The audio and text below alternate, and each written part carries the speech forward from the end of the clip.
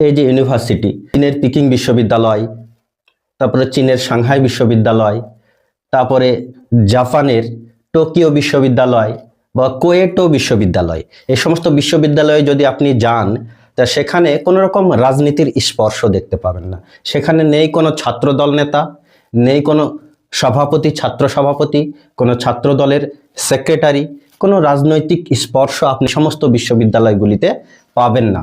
কিন্তু আপনি যদি ভারতবর্ষের বিভিন্ন বিশ্ববিদ্যালয় বা আমাদের পশ্চিমবঙ্গের বিভিন্ন বিশ্ববিদ্যালয় বা কলেজে যান, সেখানে ছাত্র রাজনীতিতে ভরপুর। সবাই যেন নেতা হতে চাইছে, কেউ অমুক সভাপতি, কেউ তমুক সভাপতি।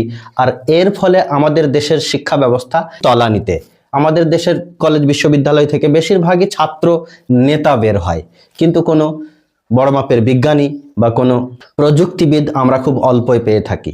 বিদেশের এই সমস্ত বিশ্ববিদ্যালয়গুলি থেকে শুধুমাত্র ইঞ্জিনিয়ার, প্রযুক্তিবিদ, টেকনিশিয়ান, এই সমস্ত বিজ্ঞানীদের আবির্ভাব ঘটে। কিন্তু আমাদের দেশে বা আমাদের রাজ্যে এই সমস্ত বিশ্ববিদ্যালয় বা কলেজ থেকে রাজনীতি করে করে পরে শুধুমাত্র চোর তৈরি হয়।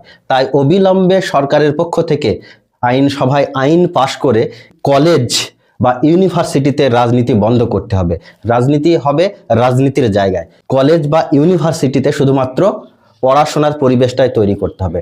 আর এর ফলে কি হবে, সেখানে শুধুমাত্র উন্নত গবেষক বা প্রযুক্তিবিদ, বিজ্ঞানী তৈরি হবে।